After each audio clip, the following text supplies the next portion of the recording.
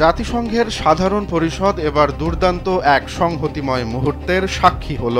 কলম্বিয়ার president Gustavo Petro গাজায় ইসরায়েলের আগ্রাসন নিয়ে তীব্র ভাষায় বক্তব্য দেওয়ার পর ঘটে গেল এক অবিশ্বাস্য ঘটনা। ব্রাজিলের president Luis Inacio Lula da Silva এ সময় তাকে আলিঙ্গন করেন এবং তার মাথায় চুমু দেন। ভারতীয় সংবাদ মাধ্যম মানি কন্ট্রোলের প্রতিবেদনে এমন তথ্য জানা গেছে।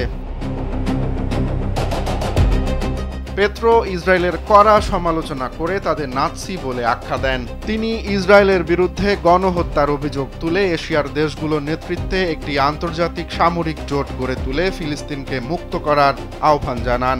এ সময় তিনি যুক্তরাষ্ট্র সহ ইসরায়েলের অন্য সব মিত্রকে দেশটিতে অস্ত্রবাহী জাহাজ পাঠানো বন্ধ করার আহ্বান জানান।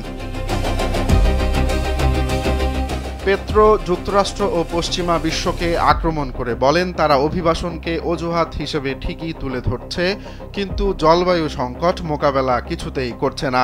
অথচ এই সংকট সৃষ্টির পেছনে তাদের দায় সবচেয়ে বেশি।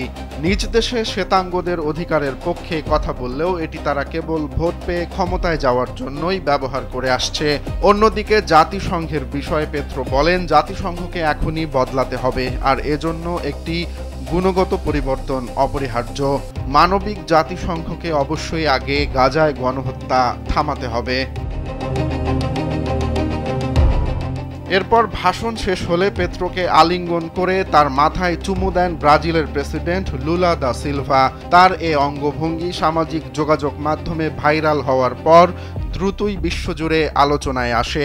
আন্তর্জাতিক গণমাধ্যম ও জাতিসংঘের কূটনীতিকরা একে নজিরবিহীন ঘটনা হিসেবে উল্লেখ করেন। অনেকে এটিকে পেত্রোর বক্তব্যের প্রতি প্রকাশ্য সমর্থন হিসেবেও দেখছেন। গাজার যুদ্ধ শুরু হওয়ার পর থেকেই পেত্রো ইসরায়েলের কড়া সমালোচনা করে আসছিলেন। জাতিসংঘে দেয়া বক্তৃতায় তিনি নাৎসি জার্মানির প্রচারমন্ত্রী জোসেফ গোয়েবলসের নাম টেনে ইসরায়েলের কর্মকাণ্ডের তীব্র নিন্দা জানান। পেত্রোর এমন বক্তব্যে যুক্তরাষ্ট্র ও ইহুদিবাদী সংগঠনগুলো ক্ষুব্ধ প্রতিক্রিয়া জানিয়েছে। তারা নাৎসি তুলনা ও এ ধরনের ভাষাকে নিন্দা করেছে। শুধু কথায় নয়, পেত্রোর অবস্থান কলম্বিয়ার নীতিতেও প্রতিফলিত হয়েছে। 2023 সালের অক্টোবরে পেত্রো ইসরায়েলের প্রতিরক্ষা মন্ত্রীকে নাৎসি বলে তুলনা করার পর ইসরায়েল কলম্বিয়ার নিরাপত্তা সরঞ্জাম রপ্তানি বন্ধ করে। পরে কলম্বিয়াও ইসরায়েলের কাছ থেকে অস্ত্র কেনা পুরোপুরি স্থগিত করে। এর আগে 2024 সালের মে মাসে পেত্রো ঘোষণা দেন কলম্বিয়া ইসরায়েলের সঙ্গে কূটনৈতিক সম্পর্ক ছিন্ন করবে। তিনি ইসরায়েলি নেতৃত্বকে গণহত্যাকারী আখ্যায়িত করেন।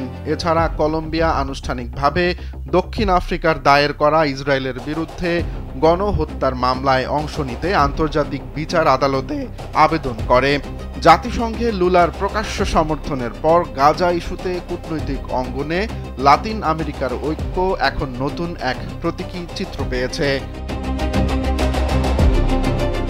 রোমান্স তালুকদার, কালবেলা।